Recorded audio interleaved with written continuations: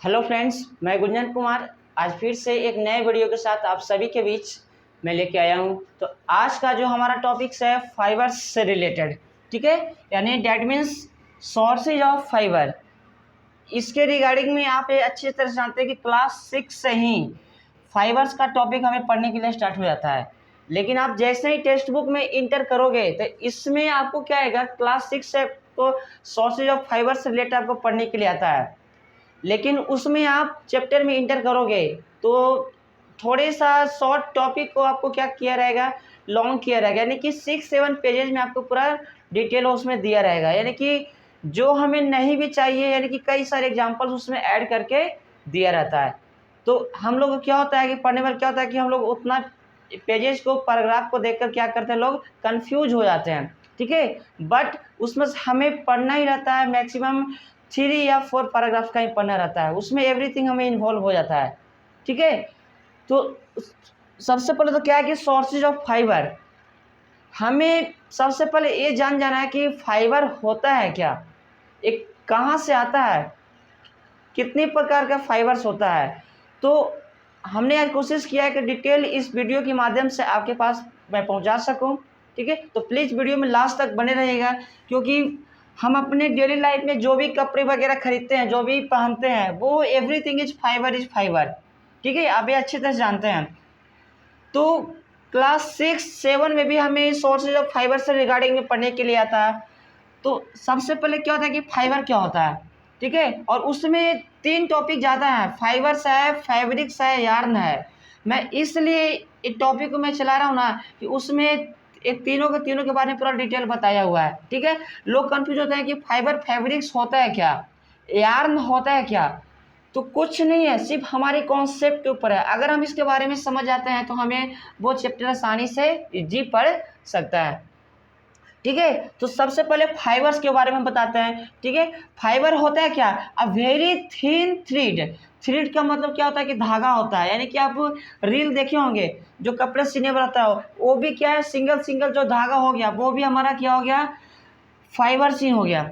A very thin thread like a strand, यानी कि strand रहता है, सीधा रहता है, from which cloth is made. A single thread like a strand from which the cloth is made, जिससे कपड़े बनाया जा सके, जिस धागे से, वो क्या होता है, फाइबर होता है, ठीक है।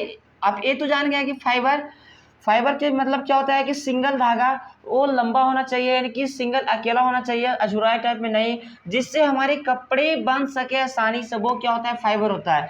देखिएगा फाइबर कैसे जनरेट होता है, कहाँ से आता है, वो ये तीनों के तीनों टॉपिक्स को चलाने के बाद मैं लास्ट में फाइबर्स के बारे में पूरा और डिटेल मैं दूंगा, इसके कितने टाइप्स वगैरह होते हैं वो मैं आपको बताऊंगा, ठीक है। फाइबर तो देख लिए, a very thin thread like a strand from which cloth is made, जिससे कपड़े बनाया जा सके, ठीक है। अब सेकेंड में क्या है, फैब्रिक्स है।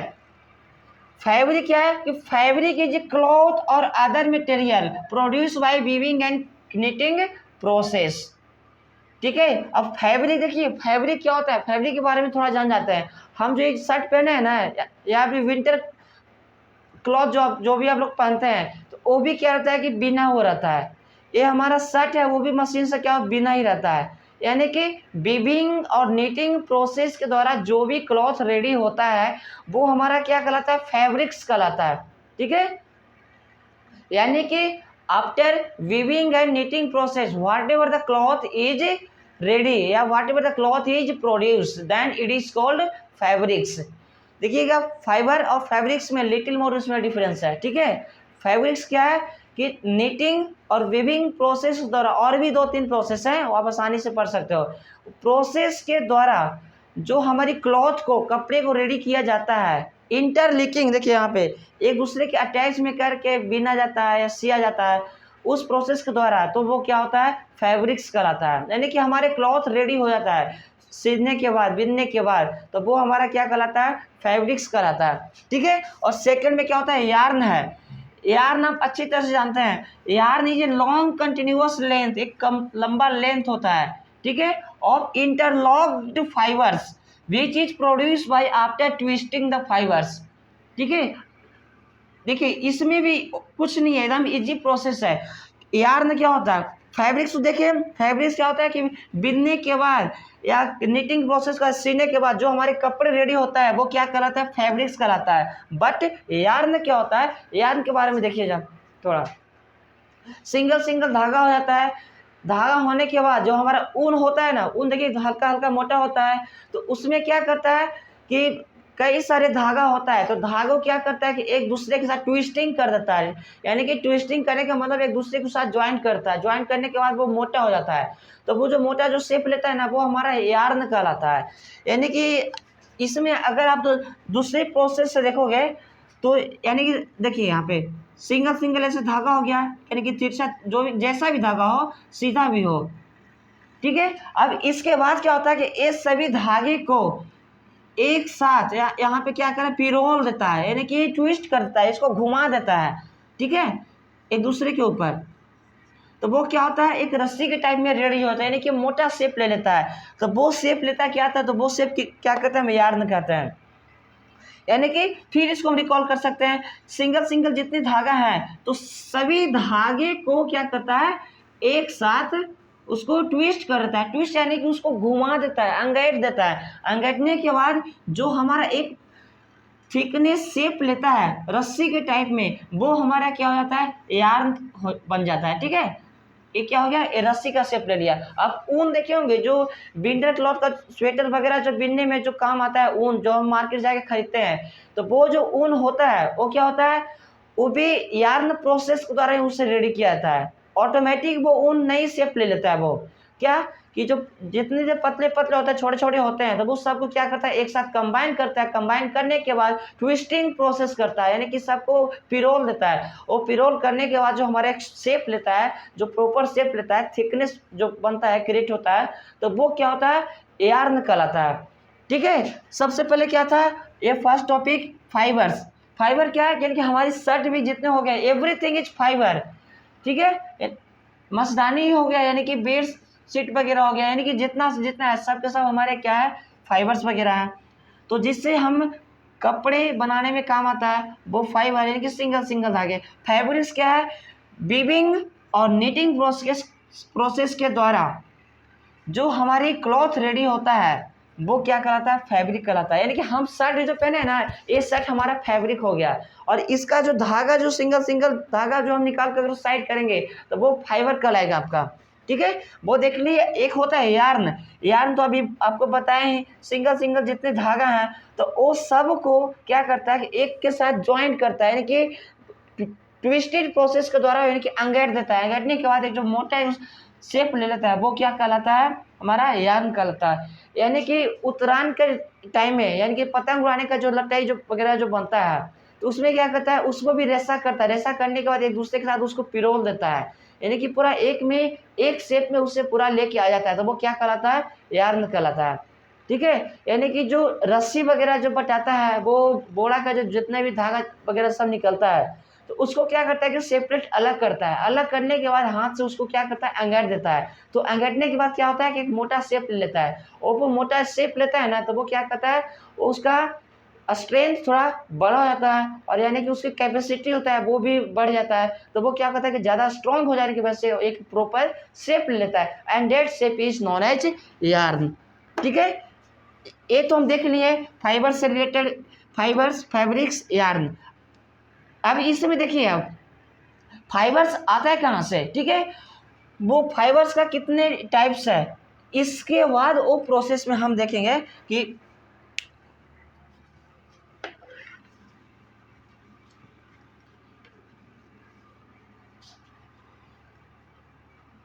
फाइबर्स के भी कुछ अलग टाइप हैं, वो हमें समझने के ऊपर है बस। और बाकी आपके टेक्स्ट बुक में जो भी दिया रहता है थोड़ा लॉन्ग करके दिया रहता है, लेकिन अगर हम समझ जाते हैं तो वो हमारे लिए कुछ भी नहीं है। आप आसानी से 3-4 पेजेस को भी एक्सप्लेन करके वहाँ पे आप लिख सकते हो, ठीक है। हमने यहाँ पे लिखा है सोर्सेज ऑफ फाइबर, ठीक है। एक हम यहाँ पे ले लिए एरो,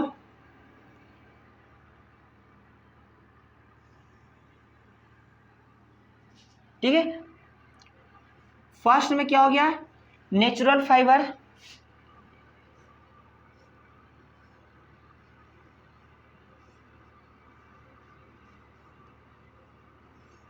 नेचुरल फाइबर। सेकेंड में क्या होता है, साइंथिटिक फाइबर।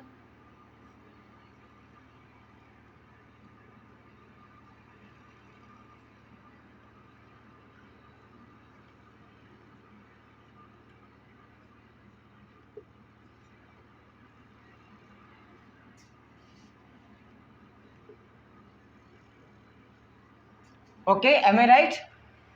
देखिए यहाँ पे सोर्सेज ऑफ फाइबर लिख दिए, natural fibre, synthetic fibre.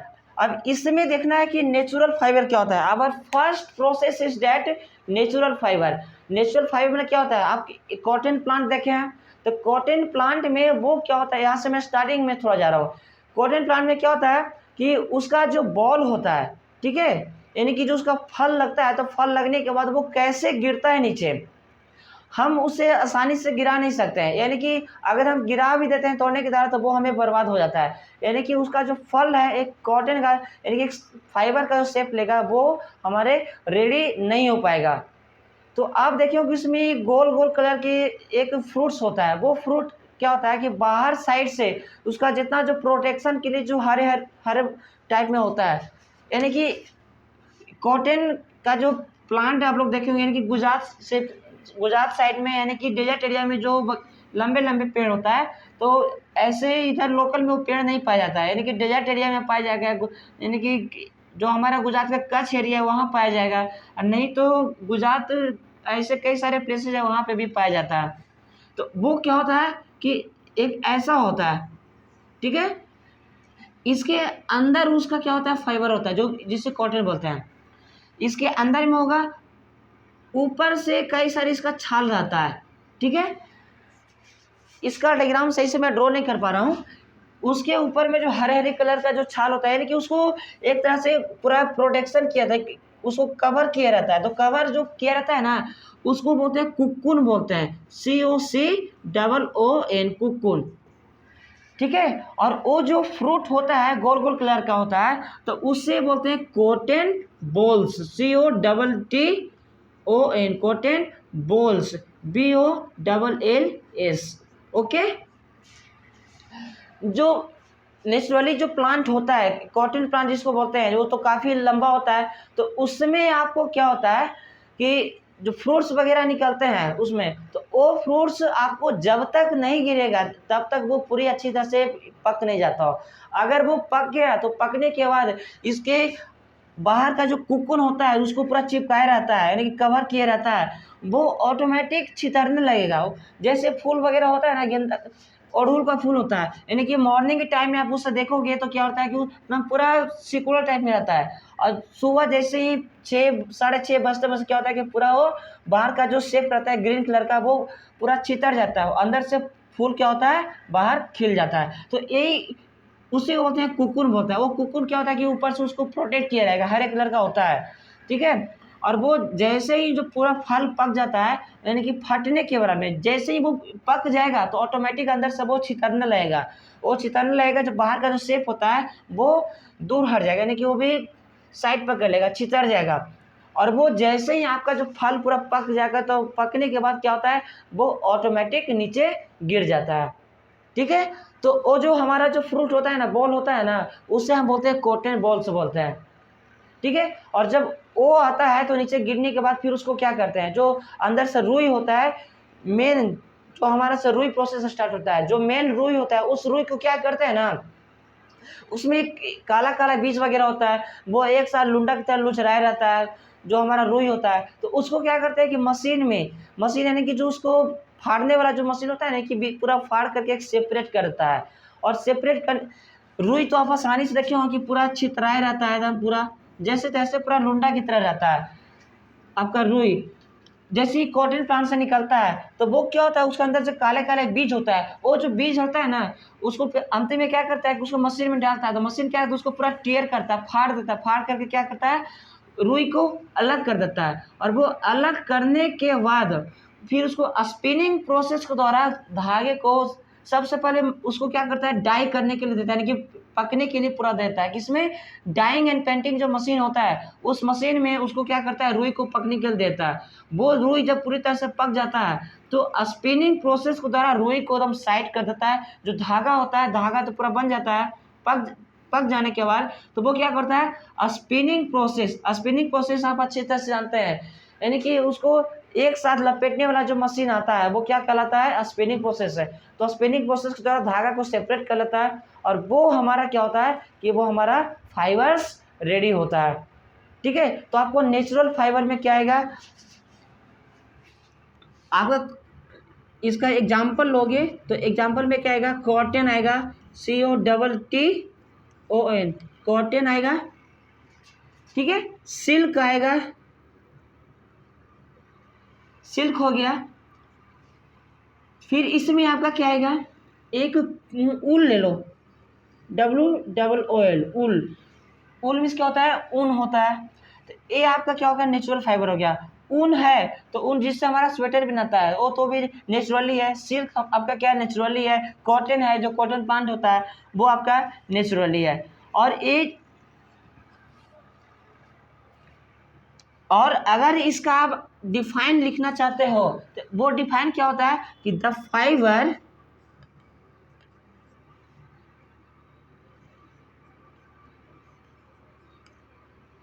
which is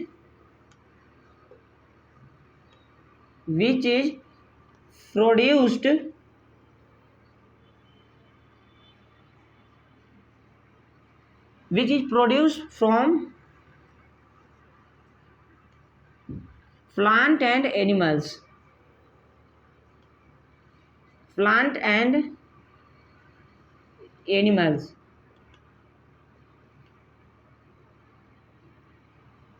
okay, am I right. Natural fibre में क्या आएगा, जो वो फाइबर जो प्लांट और एनिमल से हमें ऑब्टेन्ड होता है वो आपका क्या कहलाता है, नेचुरल फाइबर। ठीक है, एक आगे वीडियो में बनाएंगे कि कैसे ऊन से हमारे पास स्वेटर वगैरह बनते हैं, किस मौसम में किस मेथड के द्वारा ऊन रेडी होता है, वो आपको हम अगली वीडियो में बताएंगे। ऊन देखिए, सीप से जो क्या देखा ऊन निकलता है तो ऊन भी क्या हो गया, एक तरह से हमारा फाइबर ही हो गया। यानी कि इसको हम नेचुरल फाइबर में क्या डिफाइन करेंगे, the fibre which is produce from plant and animal is called natural fibre. Okay, am I right.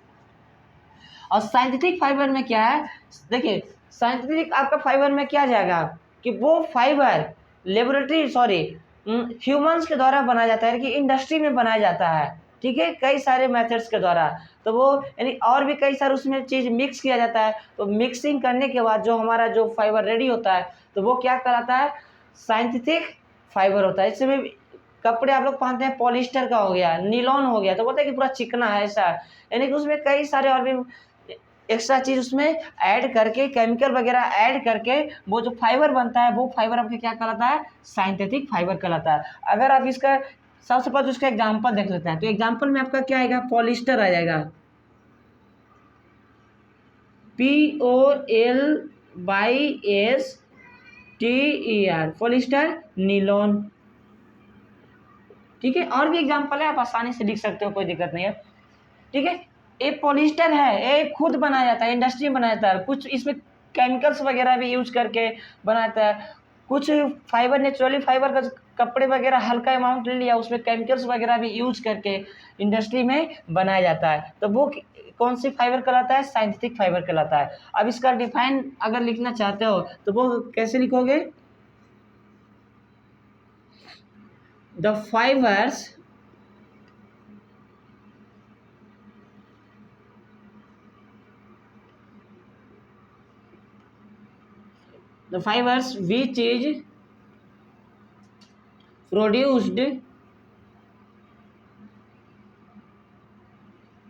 which is produced by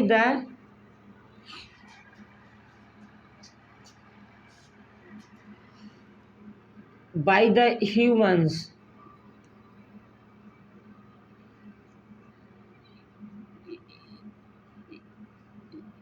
बस in the industry